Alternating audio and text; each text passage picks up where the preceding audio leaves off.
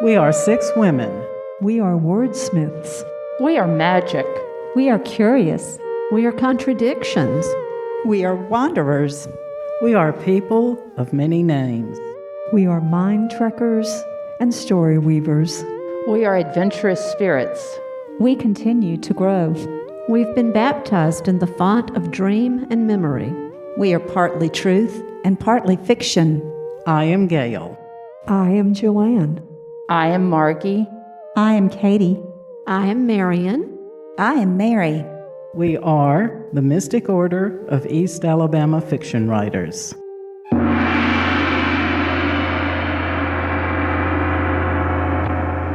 Okay, welcome to the Mystic Order of East Alabama Fiction Writers podcast. I am this week's navigator, and I am the queen. We're going to start out. Oh, I will say we're missing one half of the Mystics for various and sundry reasons, which we've given them an excused absence. But with us today is... Margie. Hi, Margie. Hello, Margie. Margie Bright Raglan, Mystic Illuminator. There we go. And I am Mary, the nebulous mystic. And of course, I am the queen. And we are going to start off by talking about our Mystic Week. And Margie, you want to start telling you about your Mystic Week? Yes, my Mystic Week included something that we called the Fall Festival at Opelika Art House that included 5. My sister, Siri Andre, Vanna Black, an artist from Atlanta, Bernice Fishman, our jeweler, Julia Kilgard, mixed media, print, and me, Margie, paintings and also clothing at the art house, which is run by and owned by Ginger Stern and her brother Jay in honor of both of their parents. They built this fabulous studio, and then they've got venue for art, and then art studios behind in honor of both of their parents. Her mother, who was an art teacher in Opelika for years and founded East Alabama Art Association, and her dad, who's Haus, H-A-U-S, who is a German Jew who immigrated to Opelika in the 30s, got out of Germany, and was a really prominent person in Opelika.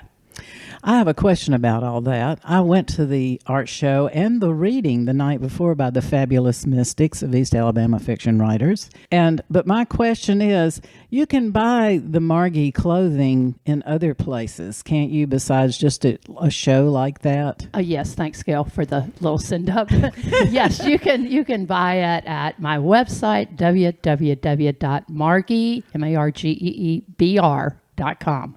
It's Margie BR, www. And can't locals just come to your house and try on everything? Yes, they can. Not your house, your studio. My studio, yes. Margie's in her studio every afternoon creating art because she is an ADD art fanatic. And I can't help myself. I can just call her and say, can I come try on clothes this afternoon? And I call her so she'll turn on the air conditioning before I get there. Yeah. And how is your Mystic Week, Miss Mary? I just want to say that one day Margie showed up at a meeting and she's like, look, guys, look what I've done. And there were like 4 pieces of clothing that she had spread out in the back room in somebody's bedroom. And it was like, oh, that is so cool. You can get your artwork on your clothing. And now Margie has how many pieces of clothing? Thousands and thousands. And they're so much fun. And what I love about Margie is when she has a show, instead of taking several samples of each size, she literally, and I am not kidding, hires a U-Haul truck and takes the entire collection. And the day she has to bring it back to the studio, if you should talk to Margie, Margie goes, I can hardly lift the phone. I'm never doing that again. Yeah. I know. How many times have I never done that again? But truly, if there's anybody listening that has not seen Margie's clothes, it is it's the combination of beautiful and whimsical and just absolutely out of this world. I mean, you can get yoga pants with her creations on them. And mushrooms. They're made from recycled plastic bottles. There you go. So all the more reason. Yeah, the yoga pants and the jackets. The jackets are? Uh-huh. The Frida jackets? Not the Fridas, but the new zip jackets. When she says Frida, she's talking about Frida Kahlo on the clothes. Yeah. Well, it's a style of the jacket, too. We call them cardigans, but the company calls them free. They have names for the company in Montreal that produces them. Oh, I take that back. Work. And now they're using Margie's clothing on their professional models. So that's right. They are. Check it out. We knew her when, though. Yeah, back when. Okay, Mary, tell me about your Mystic Week.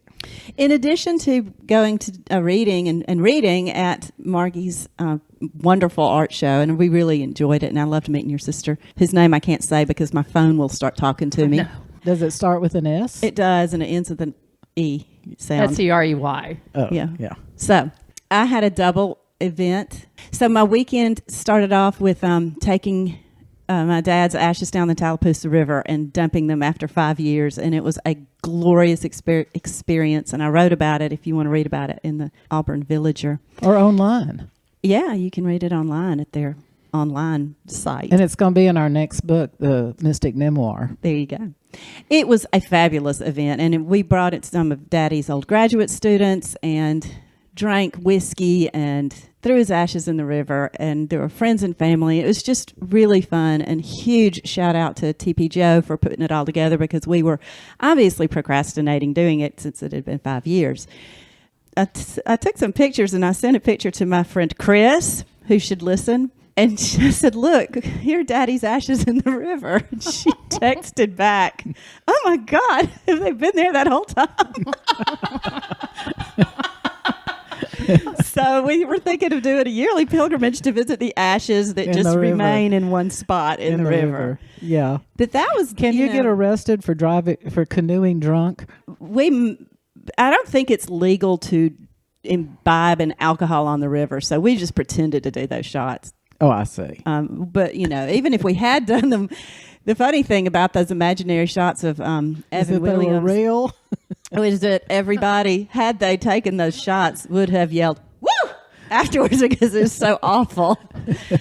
But it was fabulous. Daddy would have absolutely loved it. We had bald eagles out there with us. It was just great. But someone said that in Babe Ruth's funeral. It was really, really hot. And a guy at the funeral said, "I'd give anything for a beer." And his friend said, "So would the babe." Yeah. Of course, Daddy's real funeral was at a bar, and we did drink beer, but that was 5 years ago. I can't believe that. So the other mystic part was going to hear Janice Ray, Margaret Wrinkle, and Dwight, I'm going to miss this name, Andrews, the pastor at the First Congregational Church in Atlanta. And I should have written all this down because I'm probably getting my names wrong. But it's an event, the confluence, they call it, of activism, environmentalism, and art. And hearing Janice Ray and Margaret Wrinkle especially read and talk is a mystical experience. And Janice made herself cry talking about how many things were broken and many people break things. And she cast her lot with us, the tribe, who doesn't destroy but tries to keep things, meaning the natural world, alive. And Margaret Wrinkle also had a really interesting point. She talked about how in all of her classes she was taught not to tell the reader when she's writing, not to tell the reader what the message is. The reader should be smart enough to get the message, but To show the reader through your writing. exactly. But when you're taking on something like the environment, that we are so close to the precipice that a lot of environmental writers are writing a little differently now, and it's you actually might have to spell some things out because we're so close to the catastrophe, and that was very interesting. Oh, we're not close to it. We're having it in Puerto We're Rico in it. today, for example. Yes, no power. So that was interesting. It was interesting to hear these fabulous writers and activists. And by the way, those women are radicals. I just want you to know. Oh, good. So that was 2 very mystical experiences this week. Well, the Queen's mystical week was where she stepped way out of her comfort zone, because the Queen has on her jammies by 7 o'clock every night and is asleep by the time Jeopardy's over. But a good friend, invited me to go see Jason Isbell Oh, I'm jealous. at the Goose Center, and it was outside in the amphitheater. So one reason I went, I went to be with my good friend, but also another reason I went is Jason Isbell is my son's favorite. When Jason was a young musician, he played in all the bars in Auburn, Alabama, and he'd go to all the private parties. And of course, Rivers would follow him everywhere and chat him up. And Rivers interviewed him for Weagle, when Rivers was a radio announcer for Weagle. And so I asked him this week how many times he'd seen him, and he said, well, he knew he'd been to the Drive-By Truckers 25 to 30 times. And he couldn't even count the times he's seen the Jason Isbell band. But anyway, I'm not cool, so I did have earplugs. But the cool thing was, I was in the 3rd row in the middle, right in front of Jason Isbell.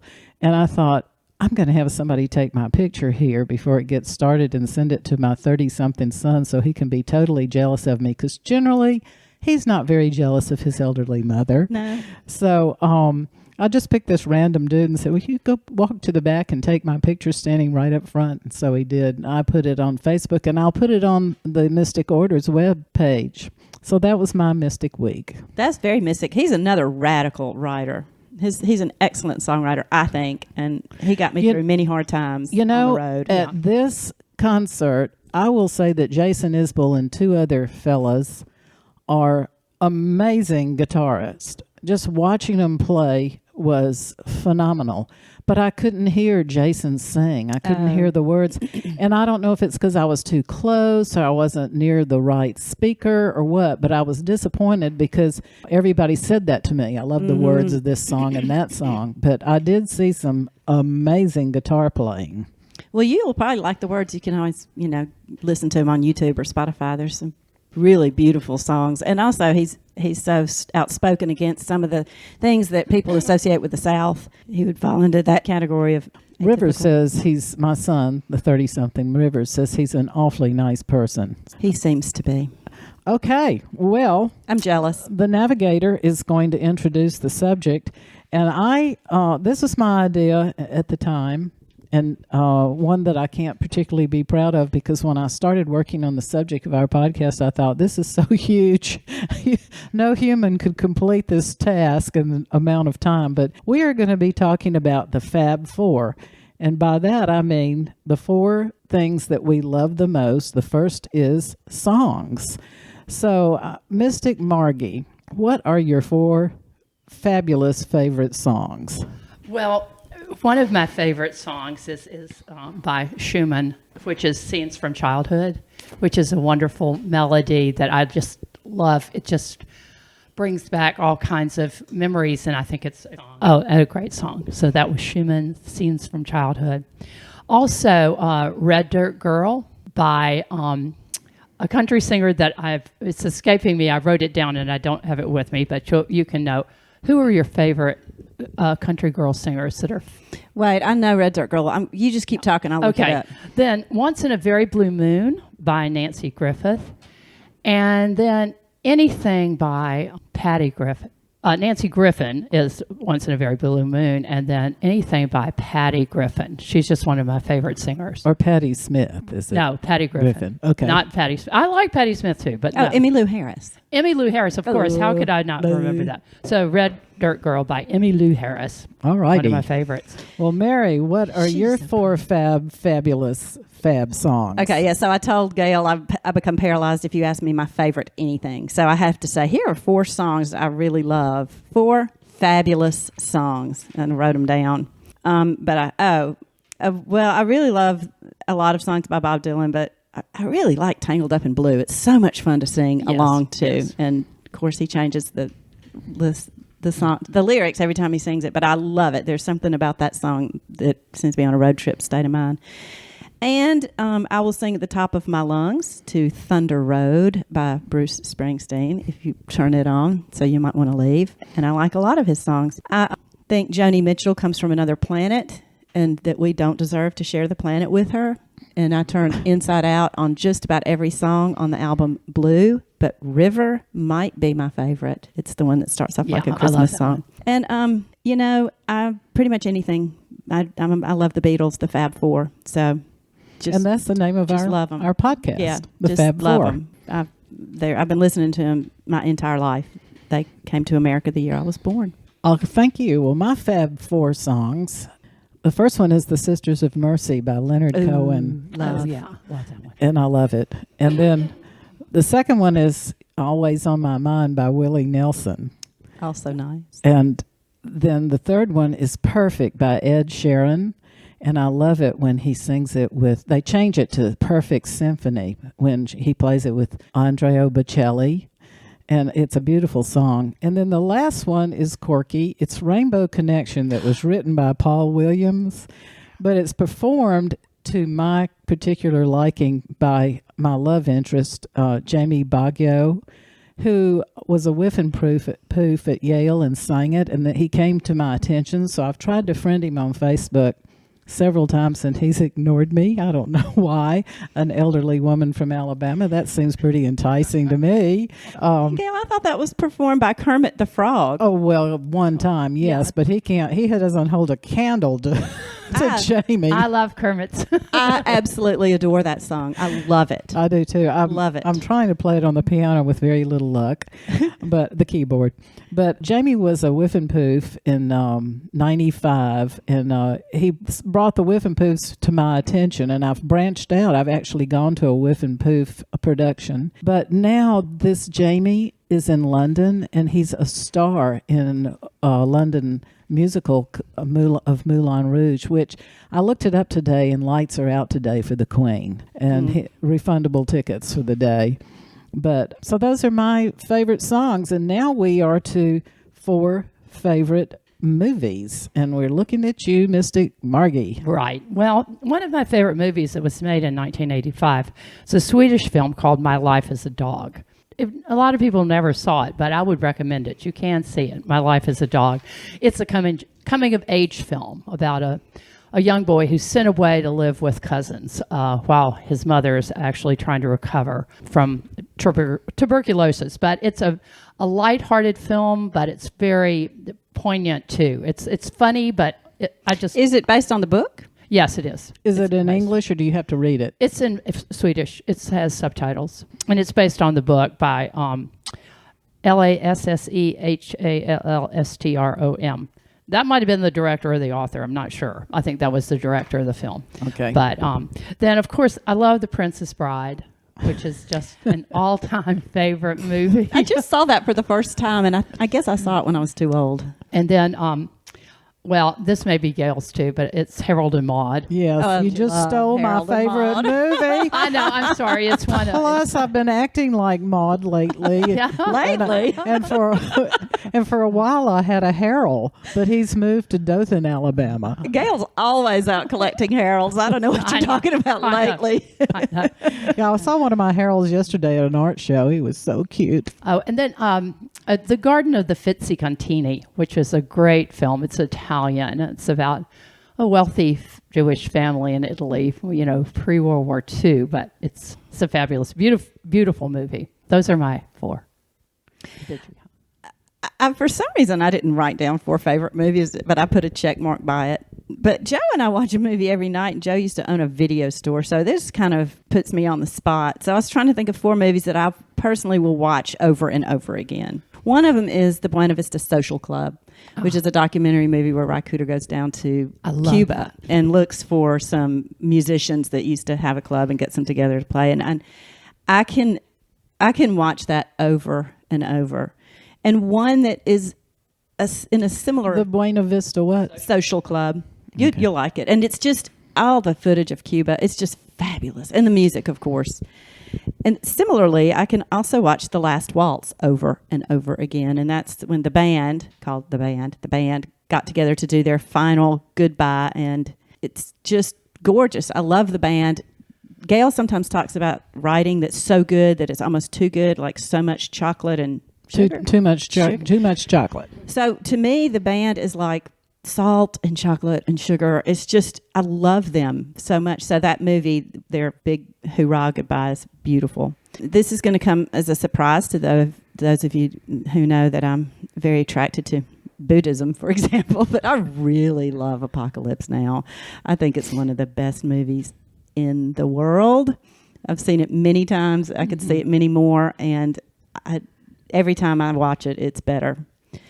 And another one I like that I've watched lots of times and remarkably will sometimes watch by myself is What's Eating Gilbert Grape. Have y'all seen that? I have, long time ago. Long ago. And it stars, who does it star? Well, Johnny Depp. Yeah, Johnny Depp. But it's also the first time I've ever seen Leonardo DiCaprio. And he plays a mentally, I don't know what the proper word at this moment is. I mean, we really thought they had found a child with these disabilities to play the part. He was so good. And then when he went through his sort of like teeny bop stage, when a lot of people rolled their eyes at him, I never rolled my eyes at him because I'd seen him in that role. It's a beautiful movie. Okay, there's 4.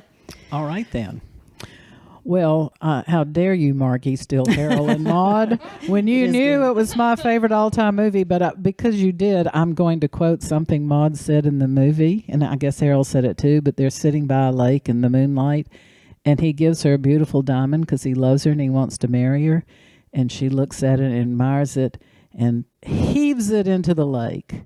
And she looks at Harold and says, "Now I'll always know where it is." That's good. And then, And the soundtrack is pretty phenomenal. oh yeah, it's Cat Stevens. yeah. And then Being There is a wonderful movie, and Which I also just saw recently for the first time. yeah, that's a Crazy. great movie where what's his name is the gardener, the Chancey Gardner. Pink Panther. What's his name? Peter Sellers. Peter Sellers is the gardener. And my third choice, I guess I'm the only one in the world that would choose this, but it's Yesterday. And it's on Netflix now. And it's about a young man who missed the sonic boom or whatever happened to the earth because he was flying in the air off his bicycle. And everybody on Earth had forgotten the Fab Four. Yes. The Beatles. So he starts singing it. That is so good. It is such a good love movie, that a really song. good movie, and Love and it. I don't watch movies twice unless I forgot I watched them and watch them accidentally. But I've watched Yesterday twice, and I recommend it good. highly. Oh, and Ed Sheeran's in it, and Ed Sheeran is like fabulous in it, and he has a writing contest with this guy. So if you haven't seen Yesterday on Netflix, and I think it's just free streaming, I recommend it. And then my last favorite is In Search of the Wildebeest. And of course, this is one of Taika Waititi's movies, and he's brilliant. And the movie is fabulous. I like Jojo Rabbit too, but that would be 5. In Search of the Wildebeests? In Search of the Wildebeest, Wilderbeast, Wildebeest. It's Wild fabulous. What was the one In the Shadows. in New Orleans that was about the little girl? Yeah, the going- bathtub was the name of it. It's Yeah, the wild. Yeah, well, it started with Wild. That's I a really love good that movie, and I can't yeah. think of the name of it. I want to see it again. Well, when y'all think of it, let me know. Okay. Also, Lars and the Real Girl. yeah, that's fun too. That's funny. I liked it, but I didn't love it. Yeah, it wasn't my favorite. Yeah. Okay. Now we're to our favorite actors and actresses, and Margie, you are up. Well, that's hard for me because but anyway, I'll tell you who I put. The first person I put was actually Nicole Kidman. I think she's really versatile, and she can be extremely humorous, and then she can be really, and she's a good singer. I think she's all around. I love her in that movie series. That series on Netflix, whatever it was. or what? I don't. It doesn't matter what it was on. It was good. And I can't remember what it was. Really good. It was really good. Oh, well. Yeah. And in that too, she was. I put Reese Witherspoon up there too because she's done a lot. She's for, fun. Well, she's done a variety of roles, but she's done a lot for producing women too and producing things. Meryl Streep, I can't leave out because she's so fabulous. And then I thought, well, I got to put a man in there, and I just still love Paul Newman. Oh, I do too. I Good just choice. have to put Paul Oh my in there. gosh, Joe and I had to watch like 20 Paul Newman movies just recently, and I just got to say, y'all, they're not all really good. There's some bad Paul Newman movies There out there, are. but there's some good ones too. Well, he can just stand there and be quiet, and He it's was very all right. handsome. He's Yes. just ridiculously handsome. He is ridiculously very handsome. Oh Yeah. my gosh. Yeah. Yeah, I agree. I didn't mind watching those movies at all. Paul. Well, Yeah. those are I mean, there are so many great people. Yeah, and your Sisters of Mercy reminded me, my husband Joe's got his 100 favorite movies on index cards, and I think within his top 3 maybe is McCabe and Mrs. Miller, and that song features prominently. Is that a good movie? It is really good, and I won't say any more about it because whatever I say will be the wrong thing because, somebody else loves it so much. Who did I put in? I just jumped into a stream of consciousness because there's so many good actors and actresses out there. And Frances McDormand, I think, has the most amazing charisma. I can watch her eat cereal. I love her. And I still remember the first time I saw her in a movie because she was a friend of a friend. Okay, here's a real unpopular one. I don't appreciate the media circus recently on any level, but Johnny Depp as an actor, especially his early movies, just floors me, not just because he was so handsome. And in that movie, oh my goodness. Edward Scissorhands. No, the one where they send him off in a canoe at the end to die. Oh my gosh, I can't believe I can't remember the name of it. Please forgive me. I'll write it down somewhere. Is one of my favorite movies in the world. I liked Edward Scissorhands too. I just think he was a really good actor. Look at Philip Seymour Hoffman. Damn it, dead. Every movie that I saw him in, I couldn't take my eyes off the screen, and every scene he was in. And a really odd. I love Tilda Swinton. I think she looks like me too. a big, elegant spider. She's just enchanting. So there are 4 actors I really like to see on the screen. All righty. Well, I obviously am lacking in this area because I couldn't think of some I liked. But of course, first of all on my list, and actually only on my list, is Taika Waititi, because I think he's wonderful, and he's especially was fabulous in Jojo Rabbit, and where he played Hitler. And I recommend that movie highly. And then also, help me, girls, who's Annie Hall? Oh, This is the elderly trying to remember something. Who is the character, Annie Hall? No, I know the character. Who plays it? We're going to just have to pause this one. Okay. I Well, know who it is. It's okay. Well, that's one of my, Annie Hall, you're one of my faves. And so that is the only 2 I wrote down. But now we're to 4 favorite poets. And we're to Miss yes. Margie. All right. And I have many, but I would say Wallace Stevens. You have to be brilliant to appreciate Wallace Stevens. Well, of course. Yeah. I mean, like, who says I placed a jar in Tennessee? No one. He's really great. W.H. Auden, I've always loved. And then Mary Oliver. And I love Billy Collins. I really I do too. So those are 4. Yeah.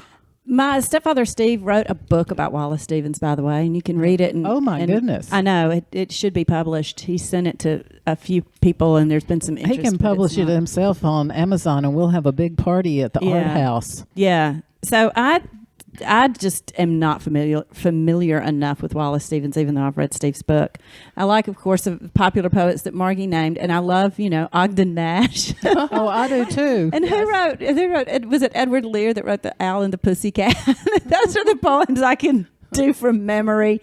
I don't read a lot of poetry, even though I should. I feel like I'm from a family of poetry appreciators, but yeah, I just don't know that I have favorites. But I always like who stole my jellyfish? I'm not jellyfish. No, I'm sorry. Who wants my jellyfish?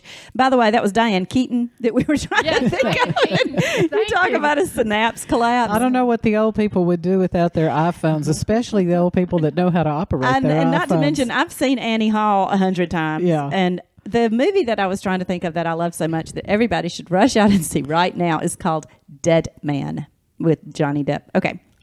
Moving on. Okay.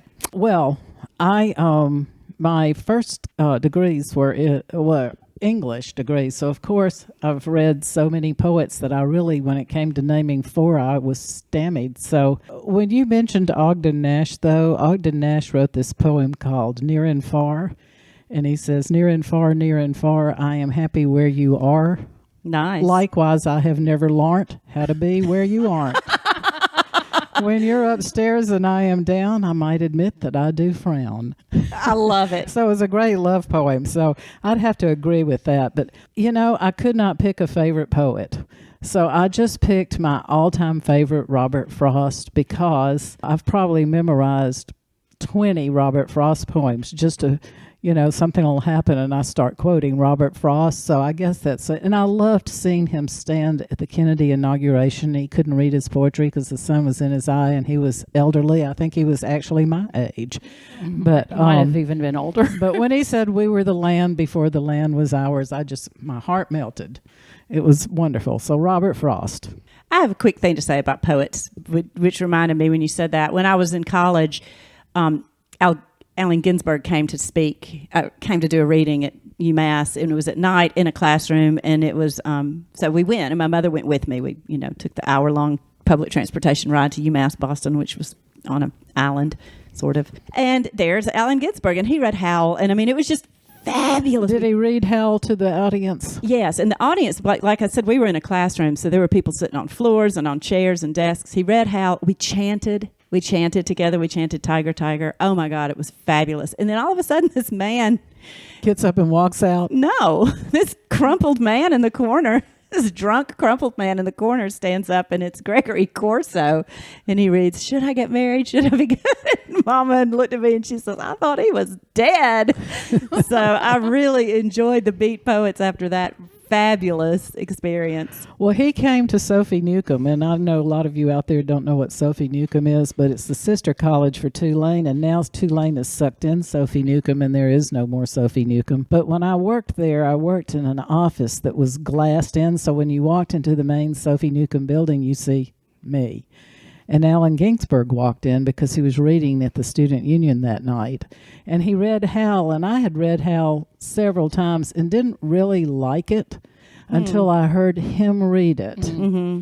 And I thought it was fabulous. But when he finished, I'd say maybe an eighth of the audience stood up and walked out. You're kidding. What did they expect? No, and what surprised me about it is, Tulane and Sophie Newcomb were made up of some pretty amazing talent and brains. Yeah. Who knows why it happened, but the rest of us stayed. My mother gave me a hardback copy of Howl on my 21st birthday as my introduction to adulthood. So I've actually forgotten where the navigator here has forgotten where we are. Are we at our favorite poets?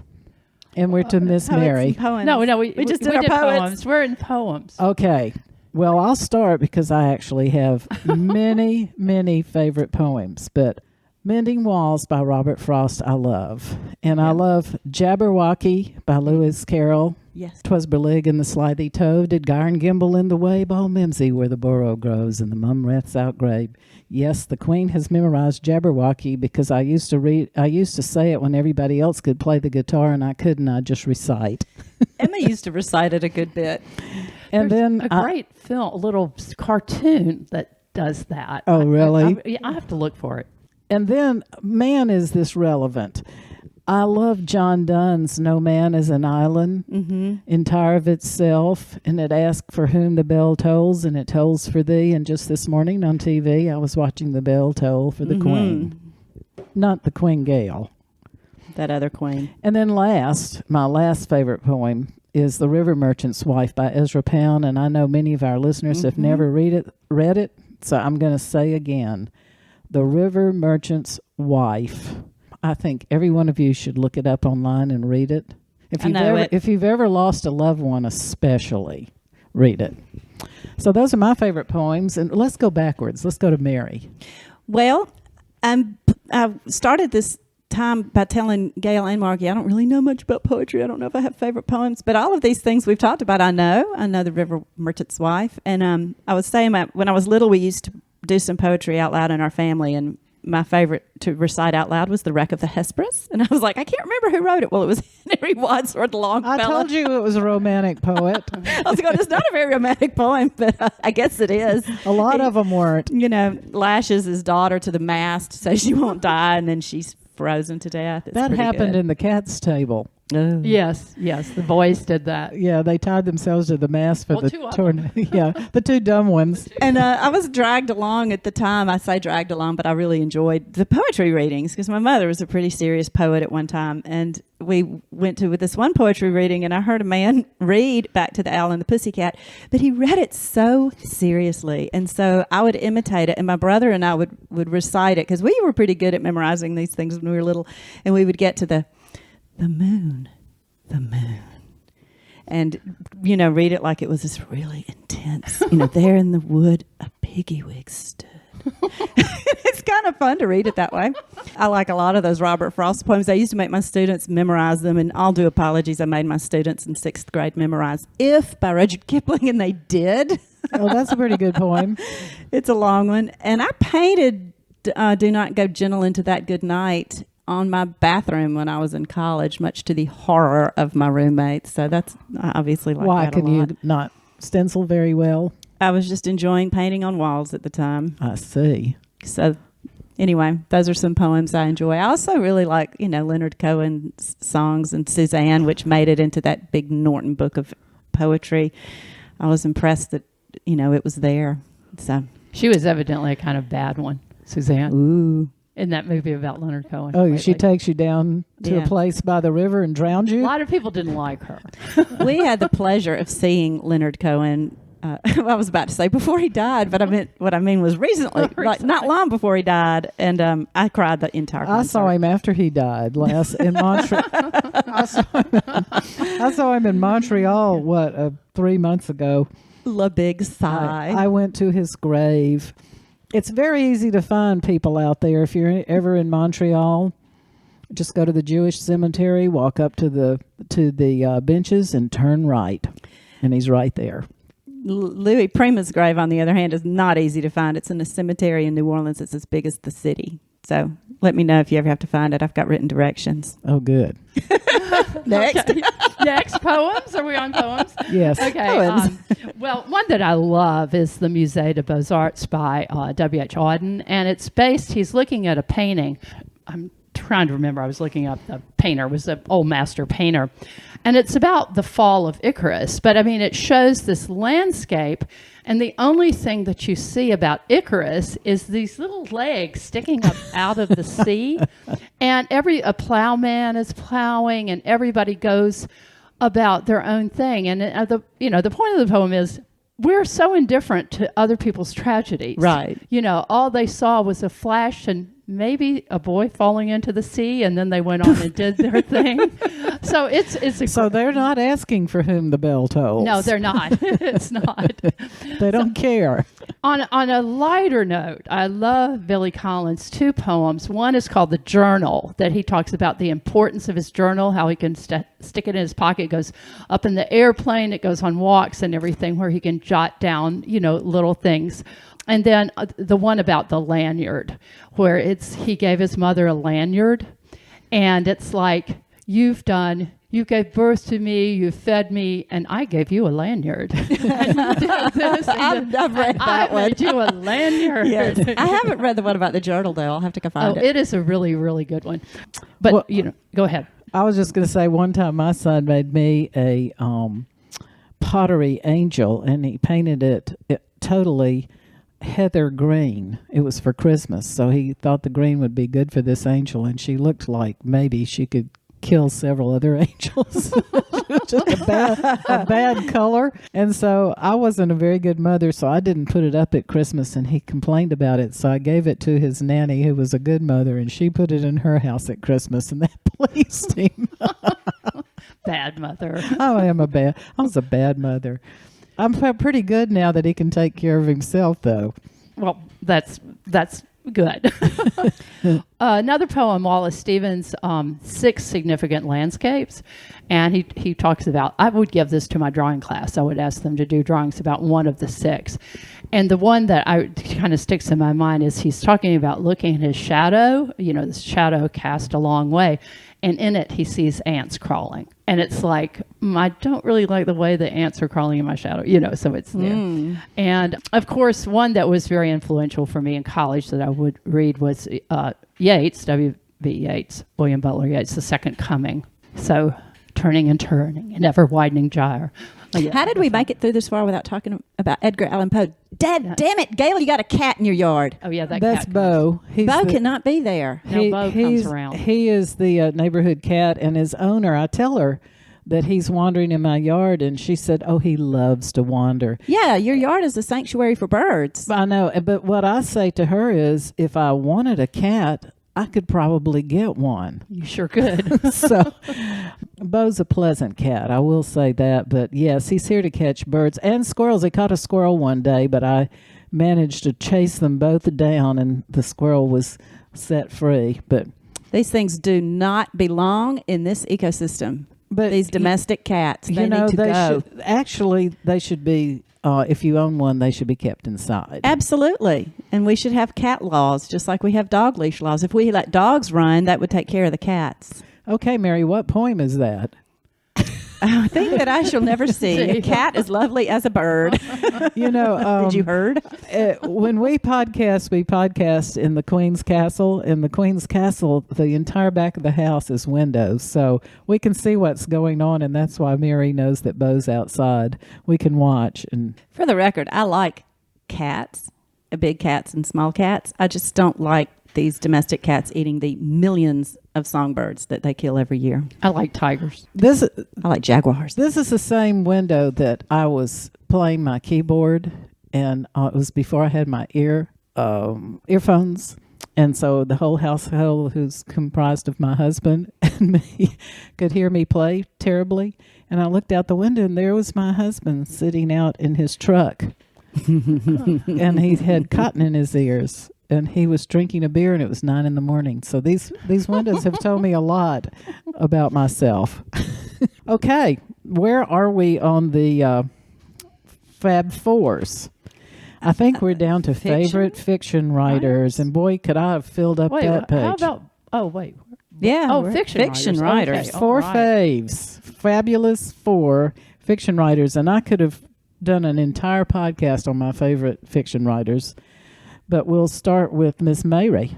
Who did I list? I think I listed 3, and it's weird when you try to think of these lists because it's hard because you have so many. But I listed Ann Patchett immediately, and I listed Brian Doyle immediately. Oh, yeah. And I listed Barbara Kingsolver immediately, and then I just went, I like a lot. Yeah. So I'm just going to hush and chime Well, Barbara in on y'all. Kingsolver is first on my list. And, of course, I love Doyle. But second on my list is Louise Erdrich. And then third on my list is John Irving because... He's on my list. Is he? Yeah. I've read all of his books, and I think starting with, was it New Hampshire or was it The World According to Garp? I don't know. But I don't know which was first. I've read all of his books. I guess maybe not his latest. I don't know if he has a latest book. But I thought he was an absolutely fabulous writer. Me too. And then last is Peter Heller. And Peter Heller is kind of lighter than these other writers in his approach to fiction. However, he's a fabulous storyteller and really a good writer. And I wish he'd write more and more books. He does write nonfiction books. Did he write the book called Nothing Happened? No, Something Happened? Dog Stars. What did Peter The Dog Stars. Okay. And he also wrote Celine or Celine. Celine. Yeah. And The Painter. The Painter. and- That one was and pretty the good. and The River. Yeah. And one other, which escapes me at this point, but every one of them are just, so readable, and the characters will just grab you. He wrote me. No. Yes, Margie, I know that. You stole my author. That's what made me mad, because he should have written me. Because during COVID, I put up all these dogs that I'd painted all over Auburn and asked people to comment, and he evidently read something about... But it was called The Dog Stars. It was called The Dog Stars, yeah. And, The Dog Stars. And so he wrote me and said... And I said it was inspired by his writing. Oh, and you tagged him and he wrote you. Well, no, it was in the Plainsman. They did an interview at the Auburn University newspaper. Uh-huh. They did an interview with me, and I mentioned the Dog Stars, and he must be reading all the papers. Yeah, he So- probably types his name into the search engine every day. Yeah. But listen here, Heller, if you want to get in the next search engine, I want to hear more about... Is her name Celine, Celine, Celine? I think it's Celine. She's an 80-something, isn't she? Yeah. Detective and marvelous. Oh, yeah, that was so good. It That was really good. good. And yes, she was, and she had a husband that she kind of tagged along with her. Yeah, don't we all? Yeah, I know. Well, is it my turn? It is. Okay, so writers fiction. Don DeLillo. He's fun. He is fun. And the book Underworld is just like unbelievable, just the depth. John Irving was on my list. Also, I really enjoy all of Elmore Leonard's writing. He's just so great with dialogue, and it's just such, fun reads. And then Thomas Perry is a writer, did this whole series on Jane Whitefield, who's this native person. She's I think she's Canadian, but she might actually be from one of the tribes up north, but she helps people escape and hides themselves. It's a great mystery series. Plus he wrote, The Butcher Boy, and he also wrote the latest thing that's been on TV, The Old Man. That was amazing. Well, the book is really even better than the TV thing. The book is great. So that's Thomas Perry for me. I mean, there's so many, but anyway. There's so many. I think usually when I read fiction, I really enjoy it and I like it a lot. But it's if I start to think about the writers that I read over and over again, they're usually nonfiction writers. Yeah, I've got a book for you, but I can't remember the name, but I've got the picture on my phone, so I'll be sending it to you very soon. Oh, okay. Yeah, I just would look. I opened my Goodreads and I'm like, oh, I like all these fiction writers, but I'm not going to do that to y'all. Are we to you, though, on books you like? On books I like. Okay. Well, one of my top favorite books in the world is one that Gail gave me, which is Mink River by Brian Doyle. And she introduced me to Brian Doyle. Mink River was my gateway book. And I've pretty much read every single book I can get my hands on and every essay. And I love him beyond the beyonds. But I think the fiction book Martin is I like even better than Mink River. But it's hard to say because Mink River. Is that about Mink River was my first. Was that about his brother? It's a fiction book about a boy named a martin, an animal martin. Oh, okay.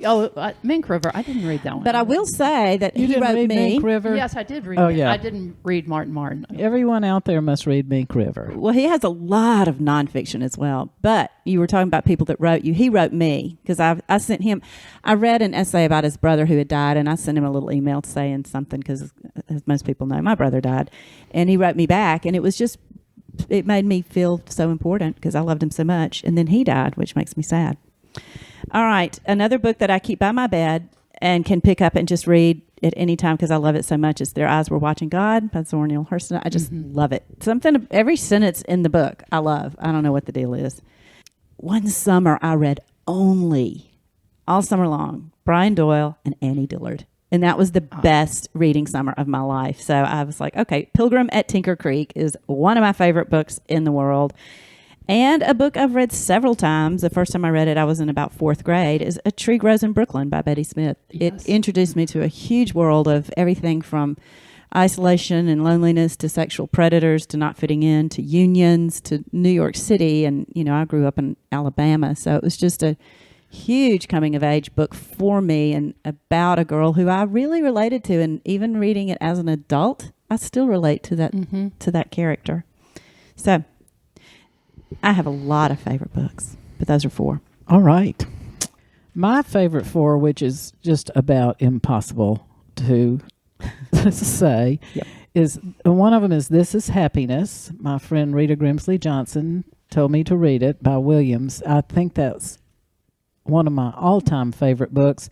And what I liked about it as a writer is it had a little teeny tiny subject idea that was expanded into the most beautiful book. Just taking a little teeny thing that's happening in an Irish village. They were getting electricity and writing such a glorious book. But that's called This Is Happiness. Now, Gail, getting electricity is a big thing. Yeah, but The subject is narrow. The subject is very narrow. Yeah, it's okay, not like yeah. you have a broken heart or you killed Yeah. someone in your company that was going to expose you. There's a lot of big subjects that you can write about, but this was a teeny tiny subject that he expanded into something quite beautiful. See, that's the writing I like. I'm bored to death by an exciting plot. I'd much rather read, I like them all. I like the littles. And I'm mentioning this next book because it's I have a favorite book every year, and I'm so shallow, but anyway, last year it was Becoming Duchess Rosenblatt, which thrilled me. Oh, yeah. And this year it's Lessons in Chemistry. Huh. I know it's now getting around the circuit because everybody's starting to ask me if I read Lessons in Chemistry. So it's a wonderful, fun. Is that our next book club book? I don't know. I'm in 2 book clubs, and I read the wrong book for each book club. I switched them, and so I'm going to have to pay closer attention to which book club is reading what. But I know we are reading it. And then third, The Prince of Tides by Conroy is such an amazing book that it's in my top favorites. I don't know if it's in my top favorite 4, but it is unbelievable. I wish I could write that well. And then last, I'm going to mention a book that not many people read but should, and it's called The Last Report of Miracles in Little No Horse. And I'll say that again, The Last Report of Miracles in Little No Horse. And I recommend it very highly. This is making me just want to stop everything and go read. read. Yes. Yes. All right. Oh, okay. You know what a series I loved was, and I didn't mention him as a favorite author, was Lonesome Dove by Larry Oh, yeah. McMurtry. Brilliant. And those are such brilliant characters, and just it gave you a real sense of what the Old West might have really been like. And you didn't want to be there sometimes, you know. But it was. Oh my God, I hate the Old West. Well, yeah, it was like he brought that out. But he had such great characters in Lonesome Dove, the 3 books that were so good. Yeah. I don't mean that I hate that. I've watched a lot of those books, but the thought of being in that time. Oh yeah, it would be, No. Unless you were in what was the TV show that about the old Bonanza or something. No. I'll have to think of it. It was I guess it was on Netflix. It's I'm on something else. Deadwood. Oh my God, Deadwood is one of the best shows in the world, but it doesn't make me want to be in the Wild No, West. it doesn't. But Deadwood is fantastic. Thank you for that. Deadwood Mary. is so good. Okay, come on. Okay. A Prayer for Owen Meany by John Irving. Oh, That's fabulous. good. Yeah. Fabulous. Cider House Rules by John Irving. Yeah. Fabulous. Mm-hmm. He did one about the circus. I can't remember. It was really great. He did some weird ones too about the third hand. I am one of the few people in the world who just smite me dead. I'm not a John Irving fan. I've read about 6 books. I think I've given it a good shot. He does some that kind of go out on a limb, but it's like, you know. Oh, I love them. I love them. Dom DeLille. I mean, my favorite of his is actually Underworld because it just has so many layers. And Thomas Perry, who I mentioned before, the Jane Whitefield series is really fun, but also the beginning book is called The Butcher Boy, and it leads into a whole series of these characters that are flawed, but they're survivors. And I just think he's like a action-packed read. You know, he's a good writer, but it's really, they're a good plot-driven. That's it. Okay. Well, that brings us down to Sayings? our favorite sayings. And, you know, of course, the mystics always say, be the flame, not the moth, which is not only a good saying, it's so true. But I could not think of, I just couldn't come up with 4. So I got 2 of my favorite. One of them is, if it ain't broke, don't fix it. I like that one. It took me forever to learn that lesson. You know, if I just thought that the drains needed Roto-Rooter, I'd call them. And see, that gets expensive. Just wait till they don't drain. Yeah, that's when you call them. That. Yeah, and it's a crazy. Just if it ain't broke, don't fix it. This one, I honestly think I can't quite remember, but I think it came from that book called Everything I Know About Life I Learned in Kindergarten. Maybe that's it. And it's what he wrote for his son going off to college. Isn't that right? Mm-hmm. But anyway, this saying I love, and it reminds me of me, and it says, be brave, even if you aren't. I like that. Nobody knows the difference.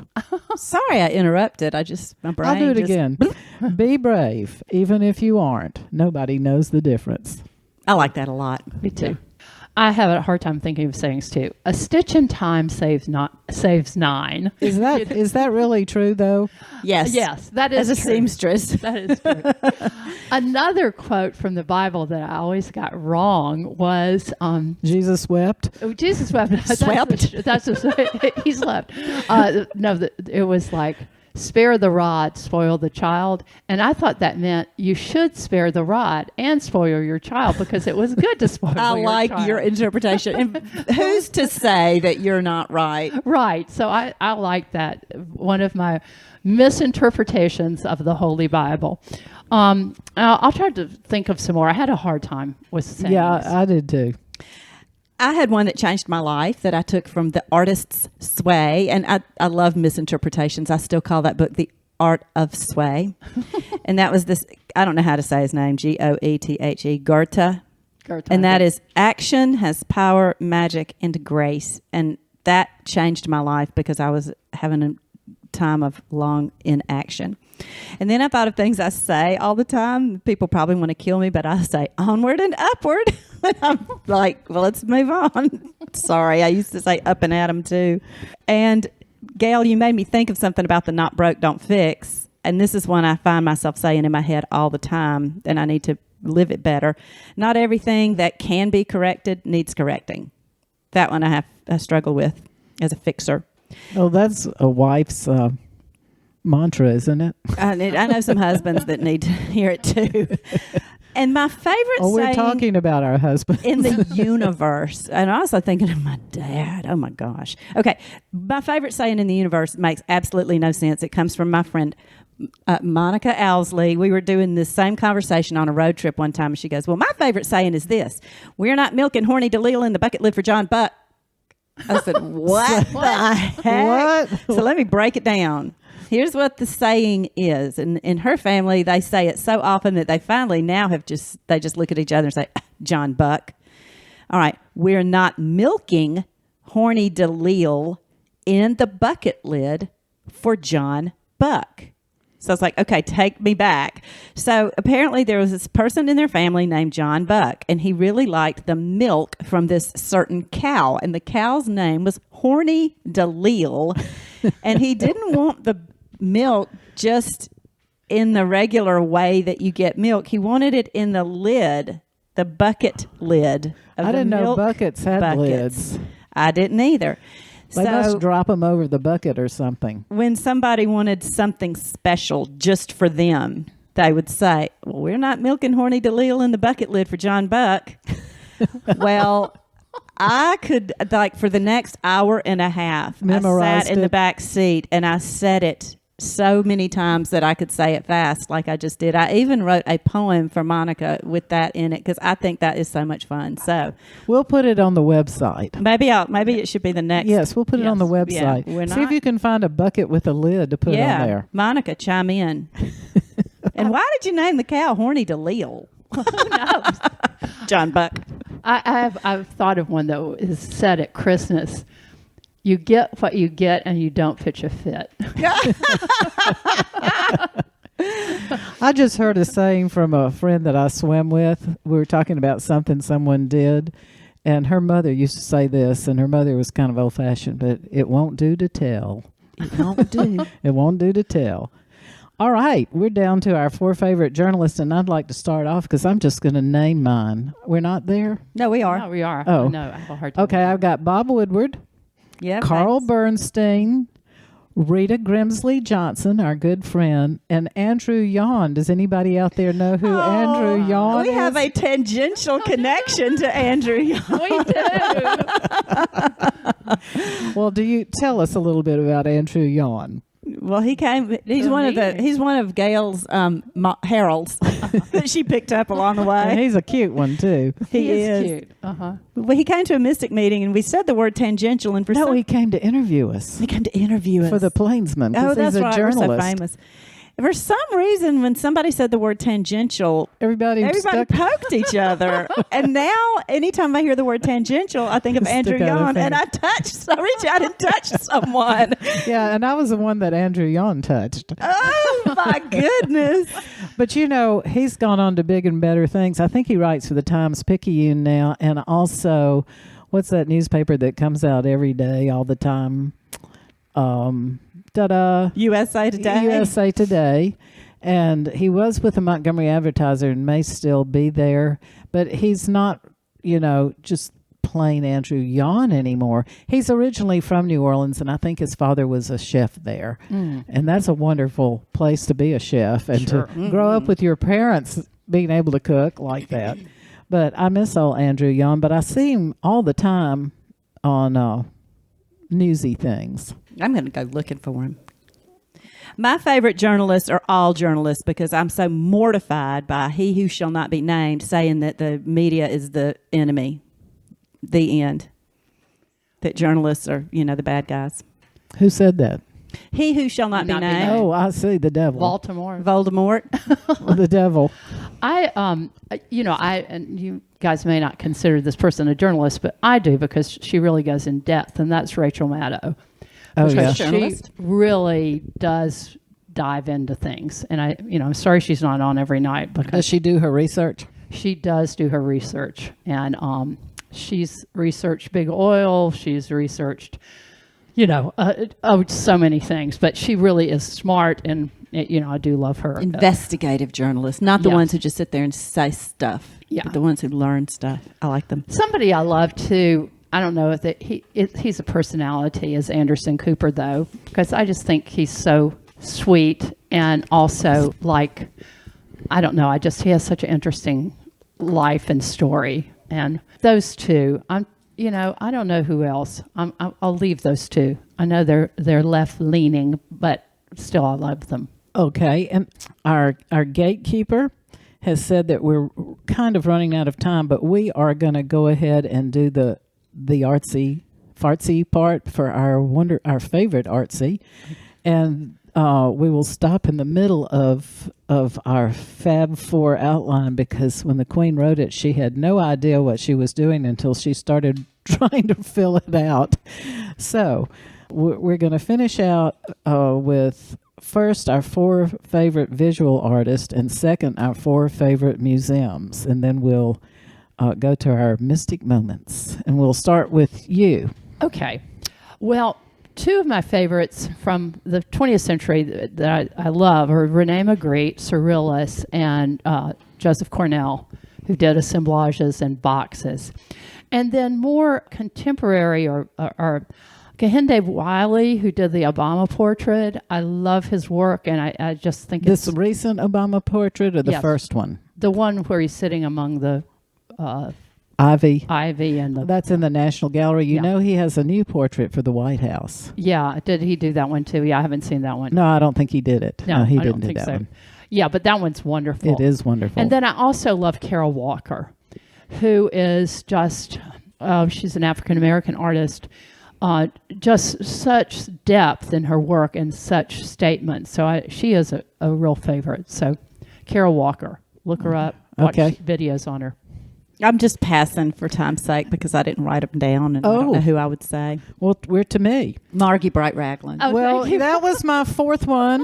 That Sorry. was my 4th one, but we'll I have Margie down too. But I did all my 4 visual artists in the area. Now, I can't say they are my top favorites because almost all the people I know in my area that do art are amazing. Mostly Margie, but they are you, amazing. Queen. So I listed the 3 who's collected their work the most, and I love them for that. And the first one is Mary Ann Casey, who is just a brilliant painter, and I am so lucky to have her work. And second is my love and favorite artist, R.C. Higgins. I'm crazy about him, and I'm crazy about his art. And I bought a piece of his art yesterday. And Margie, if you'll look behind me, you'll see it. Oh, nice. Thank y'all. Thank y'all. And then last is Belinda Kreider. And I have her love her work. Santos dolls sitting on my mantle here. And just looking at them gives me joy. But this doesn't mean there are. And then, of course, 4th was Margie, who Mary stole from me. Our Margie is an amazing artist. And I don't know what the people who, when Margie goes to the Great Divide and her children have to figure out what to do with all her artwork that she has done, I think it's going to be a task. Could be a bonfire. No, it's going to be a monumental task. Oh, my mama. She's my favorite visual artist. Oh, yeah. What am I thinking? Well, I wish I'd said that too, because No. she's amazing. That's Rena Williams. Yeah, amazing artist. And we had the pleasure of going to Steve's home that he shared with Rena and seeing all the art collection. And it just, you could never see it all. You'd have to go live with Steve to see it That's all. right. Okay, and now we're to our favorite museums. And I have some favorites. Do you, Margie? I do. I have Okay, I love the V&A in London, the Victoria and Albert Museum. I know that they stole things from all over the world, but I still love that museum. Oh, well. Oh, well. Of course, the National Gallery in London and the National Gallery in D.C., great. The Louvre in Paris, well, it's wonderful. The Prado in Madrid. I mean, these are all really famous museums. And, of course, the Met in New York. There's so many good museums all over the world. Are you counting up to 4? Yeah, Miss I Morgan? can't. I have to stop. But there are many more small museums that are equally good. I just, big, bold ones came to mind. Yeah, well, frankly, all of these subjects are huge, but I have a favorite in my heart. It's the Borghese Gallery in Rome, because when I went to see my grandmother in Rome, I was able to ride my bicycle over there by myself, and I just fell madly in love with the gallery, and especially Bernoulli's David. That is really one of my top two. Yes. Yeah. Or top ones. Yeah, it's I've been there absolutely too. gorgeous. Well, we've all been there. Yeah. And let's go back. And for those of you who can't make it to Italy, there's so many good tours online. I'm not able to travel much anymore, and that's sad for me. And I try to not be jealous of people who do. The Field Museum in Chicago is maybe my favorite natural it's history fabulous. museum. Love it. Just could Fabulous. live and die there. It takes days to really see the Field yeah. Museum. Yeah, it's so good. And of course, I've listed the National Gallery in D.C., formative years, and the Dali Museum in Spain. in Florida. In Florida. In Jackson, St. Petersburg. St. Petersburg. Is it St. Petersburg? Yeah, that was really fun. I mean, you just talk about a fun museum, the Salvador Dali Museum. So those are 4 of the ones I like, but I really like museums a lot. I do too. And luckily, when my son travels with me, we go museum crazy. Yeah. And we usually try to find the weirdest museums we can possibly find. And I'm going to mention the first one of my favorites is the Museum of Jurassic Technology. And if you don't have a weird sense of humor, don't go. But if you do, then I recommend it so highly. It's not exactly in L.A. It's in one of the burbs, isn't it, of L.A.? Yeah, yeah. I'm not sure exactly where it is, but I'll call it L.A. And then also in L.A. is, the Urban Light Museum, and it's next to the tar pits. Oh, yeah. La Brea tar pits. And it's 202 street lights that the city has kept in their... cool. I guess just the repair department kept them, but they're from all the ages of Los Angeles as soon as there were lights. And so they've got them installed right there in front of the museum next to the tar pits. And there's 309 lights. And when you go there are people, bands having their picture taken. It's just a magnificent thing to see at night. It's called the Urban Lights. Then, let's see. Oh, yeah. This is a museum. I do estate sales, and when I find Black Amelia, we don't sell it because I think the content is questionable. So we mail it to Ferris University that has the Jim Crow Museum of Racist Memorabilia. And I've not made it there yet, even though I have several things to give them from some of my estate sales. But I go online and look at it occasionally, so I'm going to count it as a museum I've visited.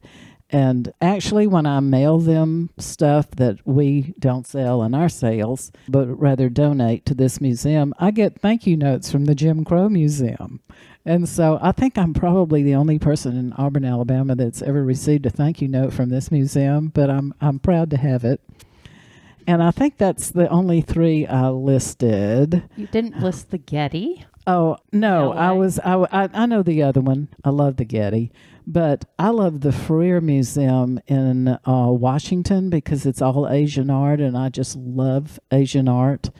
And so if you're ever in Washington, it gets looked over a lot because it's in the Smithsonian area, and I think it even may be part of the Smithsonian. There's so many great museums down that mall. I mean, well, I would say the Ferrer is just tops, especially if you love Asian pottery and,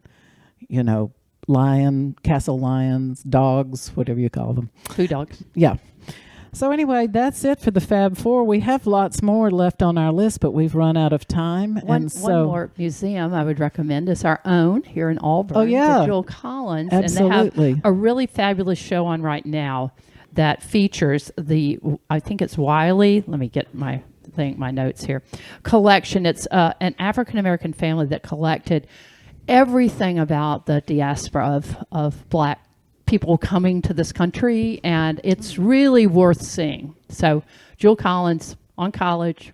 Yeah, we're so lucky to have it. And it has a huge Audubon collection. They do. And I'm mad for Audubon. And what they're doing now is they're inviting artists to do something with the Audubon collection.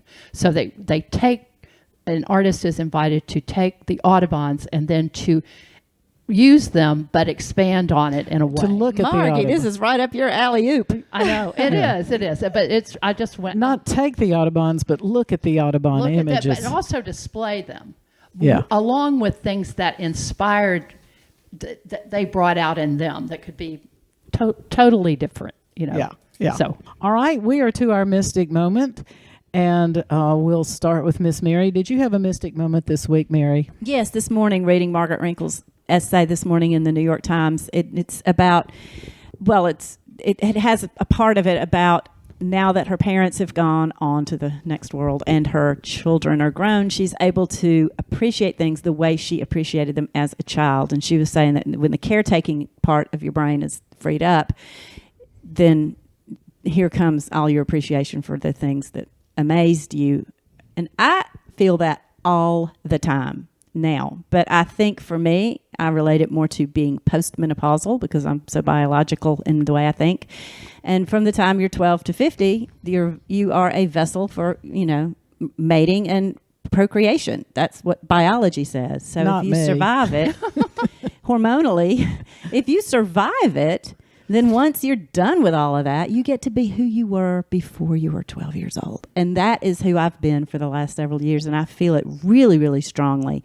And it made me happy to see somebody else say it in a different way. It was very mystical. I had a totally different experience than that. Okay. Because I think the very best thing, well, of course, I only had one child, so I don't have three. Mary and I have three. Yeah, I mean, that would take up some time. But for me, I think the very best thing you can do for your child is to lead your very best life as an example so that they can lead their very best life. I agree. Oh, I agree too. But Yeah. it doesn't change your chemistry and the way your brain works. I've never had any chemistry. You're nothing but chemical signals, Gail. Come on, You're a Gail. walking pile of signals. Miss Cougar herself. I'm not talking about attraction. I'm talking about the way your brain works and thinks and your response to hormones. Yeah, I do like the idea of becoming, well, I've always been a child, but becoming more of a child, which is great. My unmystic moment was when Gail called this morning at 10 after 10 and said, "Are you coming to the podcast?" And I said, "Well, it's at 1." And she went, "It's at 10." Yeah. So, Yeah, we've changed our made time it. because Mary has taken on a huge job as an after-school director, and I did this at one time, which caused me to go on a drug. And also, I became extremely allergic to children. They made me sneeze. But anyway, we're to my Mystic Week and my Mystic Moment this week. And one morning on September 8th, I was looking out the window at my hummingbird feeders, and it's about time for the hummingbirds to leave, and they're feeding to get fat. They've quit the last couple of days as the temperature has lowered a little bit, and there were 16 or 17 hummingbirds around each of our feeders. And I thought, those hummingbirds are going to leave soon, and I'm not going to get to see this till next September. It was right at dawn when this was happening. And so I thought, this looks like a mobile. And I immediately went to my computer and wrote a poem. And I know we're long on time, but I want to read this poem because it's about everyone's leaving, everyone's migration. And it's called Preparing to Migrate. It's a very short poem. It is September. The miniature birds surround the Sweetwater feeder, landing and fleeting, soaring and circling, like an ever-changing Calder mobile. Just a momentary piece of beauty, and I, in my 75th year, will be the keeper of this memory. Soon the hummers will leave, following an ancestor's path, coursing to a finer winter place, And in a while, not too distant a September, I too will migrate. So I wrote this poem about leaving in the early morning.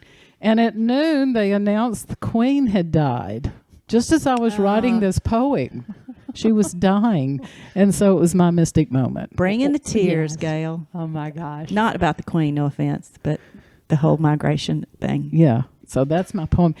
Well, here we are at the end of a broadcast and podcast, not broadcast. I guess they're the same thing. And the only thing I have to say to you guys is remember, Be the flame. We're not milking Horny DeLeel in the bucket liver jumbo.